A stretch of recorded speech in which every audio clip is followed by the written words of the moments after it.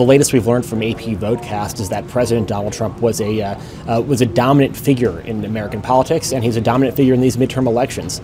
6 in 10 voters or so told AP VoteCast that they voted because either to support or to oppose Donald Trump. About 1/3 of voters said he didn't factor into their decisions, but more voters said that they voted to oppose Donald Trump than to support him. Voters give the president strong marks on the economy, but they give him poor marks on his temperament.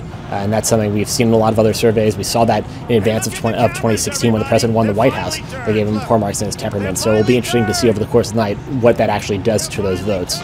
So 2018 has been billed as the year of the women, and so all eyes are really on female voters this year. And what we've learned from AP VoteCast right now is that there is certainly a gender gap in this election. Female voters voted far more in favor for the Democrat than for the Republican on a national level for the House candidates. If you look at the breakdown, we've seen that in year after year, but certainly in this election, that's a number that we're all looking for, and to maybe give us some indication where things are going to go. But right now, there is a significant gender gap for women voting for the Democrats. Urban voters are trending more towards Democrats, and that's something we've seen consistent with previous elections.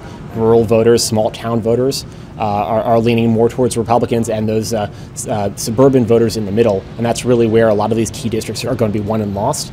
Those are trending more towards Democrats at the national level. We'll see how that breaks down over the course of the night in individual districts, but at the national level, suburban voters told AP VoteCast that they're voting for the Democrats.